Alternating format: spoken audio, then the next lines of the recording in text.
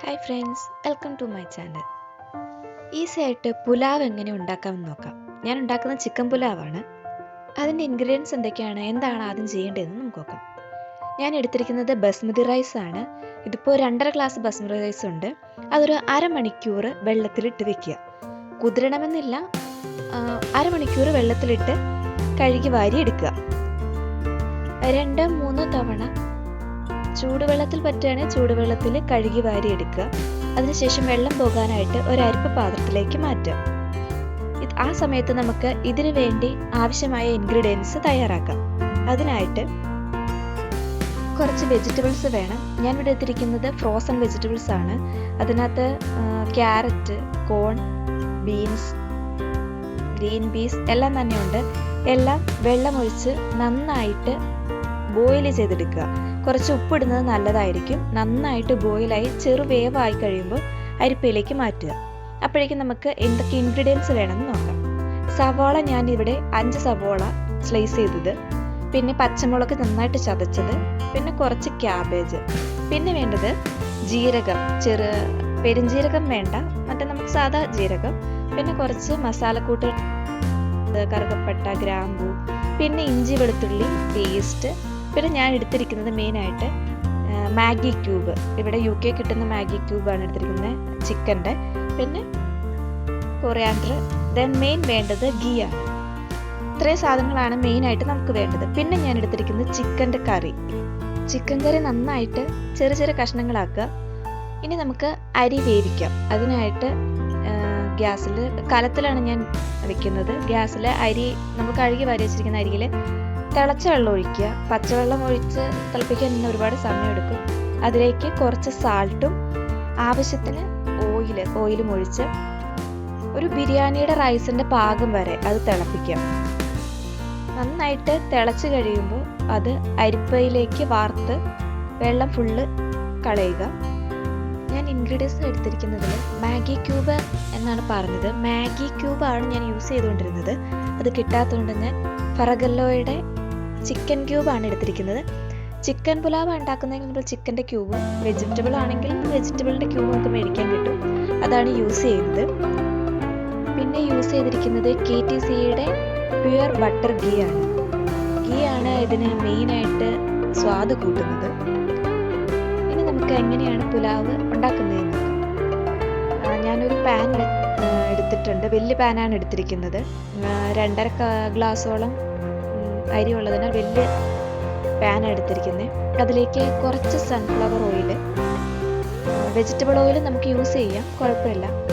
അതിലേക്ക് നെയ്യ്, 2 ടീസ്പൂൺ നെയ്യ്, പിന്നെ ഇടുന്നത് മാഗി ക്യൂബാണ്. മാഗി ക്യൂബ് ഇട്ടതിന് ശേഷം നമ്മൾ മാറ്റി വെച്ചിരുന്ന ഇൻഗ്രീഡിയൻസ് ആയ ഇഞ്ചി വെളുത്തുള്ളി പേസ്റ്റ്, അതുപോലെ തന്നെ മസാലക്കൂട്ട് ഇട്ട് നല്ലതുപോലെ വഴറ്റിയെടുക്കുക.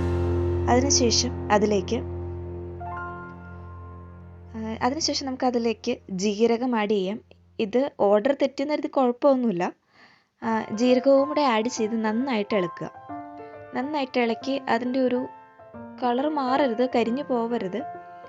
പിന്നെ ഇഞ്ചി വെളുത്തുള്ളി പേസ്റ്റ് അത്രയും ഇട്ട് നന്നായിട്ട് ഇളക്കിയതിന് ശേഷം ബാക്കി ഇൻഗ്രീഡിയൻസ് ആയ സവാള നമുക്ക് ആഡ് ചെയ്ത് കൊടുക്കാം. സവാള ആഡ് ചെയ്തിട്ട് സ്വല്പം സാൾട്ട് ഇടണം. കാരണം എന്ന് വെച്ചാൽ വഴണ്ട് വരാൻ വേണ്ടിയാണ് വേഗത്തിന്. നമ്മുടെ ആവശ്യാനുസരണം സാൾട്ട് ഇടുക. എന്നിട്ട് നന്നായിട്ട് സവോളയും ഇട്ടിരിക്കുന്ന മിക്സ് എല്ലാം കൂടി ഇളക്കുക. ഒരു പാകം പരുവം, അതായത് ഒരുപാട് അങ്ങോട്ട് കരിഞ്ഞു പോവരുത്.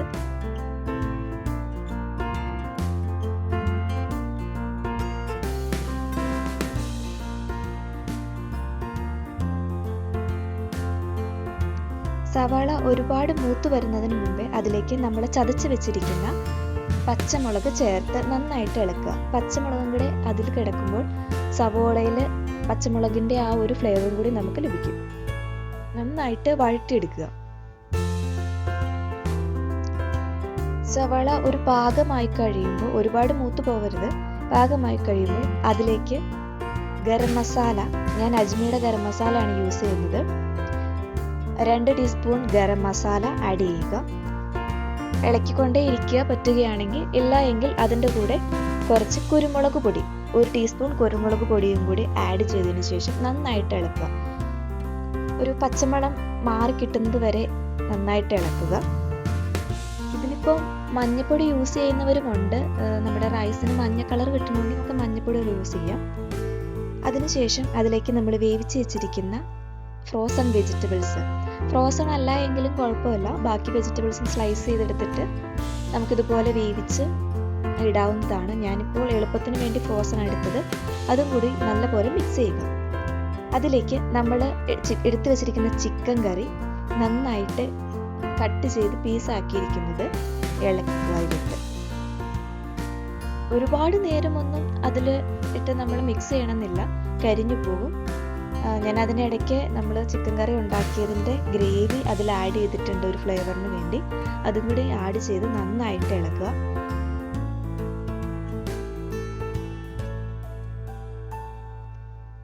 ഇനി നമ്മൾ അരിഞ്ഞു വെച്ചിരിക്കുന്ന ക്യാബേജ് നമ്മൾ ഇൻഗ്രീഡിയൻസ് ഒക്കെ ആഡ് ചെയ്തതിന് അവസാനമേ ചേർക്കാവുള്ളൂ, ഇല്ല എങ്കിൽ അത് ഒരുപാട് വേവ് കൂടിപ്പോകും. അതിനാൽ ഏറ്റവും അവസാനം ഇടാൻ നമ്മൾ മിക്സ് ചെയ്യാൻ സൂക്ഷിക്കുക, ഇല്ല എങ്കിൽ വേവ് കൂടിപ്പോകും, കുഴഞ്ഞു പോകും.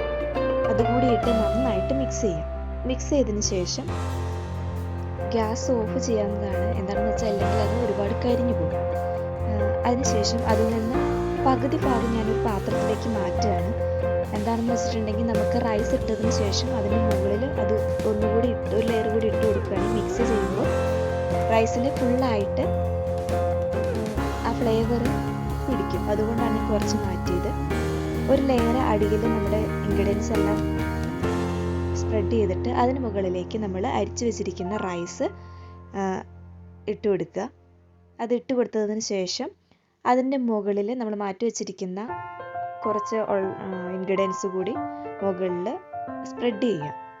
അതിനുശേഷം കുറച്ച് നേരം സ്പ്രെഡ് ചെയ്ത് അങ്ങനെ തന്നെ വെക്കുക. എന്തിനാന്ന് വെച്ചിട്ടുണ്ടെങ്കിൽ ആ ഒരു ആവിയിലിരുന്ന് നല്ല സ്മെല്ലാകും, അതിനു വേണ്ടിയാണ്. അങ്ങനെ വെച്ചതിന് ശേഷം ഒരു 5 മിനിറ്റ് കഴിയുമ്പോൾ നന്നായിട്ട് ഇളക്കുക. നന്നായിട്ട് എല്ലാം മിക്സ് ചെയ്യുക. നന്നായിട്ട് മിക്സ് ചെയ്താലാണ് ഓരോ റൈസിലും അതിൻ്റെ ഗ്രേവി പിടിക്കത്തുള്ളൂ. നന്നായിട്ട് മിക്സ് ചെയ്യുക. ഞാനിവിടെ 3 ലെയറായിട്ടാണ് റൈസ് ഇട്ടത്. എന്താണെന്ന് വെച്ചിട്ടുണ്ടെങ്കിൽ റൈസ് ഒരുപാട് ഉണ്ടാവും, 2.5 ഗ്ലാസ് അരിക്ക്. അപ്പോൾ ഞാൻ 3 ലെയറായിട്ടാണ് റൈസ് ഇട്ടത്. അങ്ങനെ ഇട്ടതിന് ശേഷം ഇളക്കുക. നന്നായിട്ട് മിക്സ് ചെയ്യാൻ ശ്രദ്ധിക്കണം. ഒരുപാട് ചൂടുണ്ടാവത്തില്ല, കാരണം നമുക്ക് ഗ്യാസ് ഓഫ് ചെയ്തിട്ടാണ് മിക്സ് ചെയ്യുന്നത്. മിക്സ് ചെയ്ത് കഴിഞ്ഞ് കഴിയുമ്പോൾ അതുപോലെ നമ്മുടെ പുലാവ് റെഡി ആയി കഴിഞ്ഞു.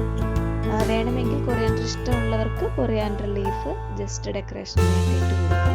അതിനുശേഷം നന്നായിട്ട് മിക്സ് ചെയ്തെടുക്കാവുന്നതാണ്. അങ്ങനെ നമ്മുടെ ചിക്കൻ പുലാവ് റെഡി ആയിട്ടുണ്ട്.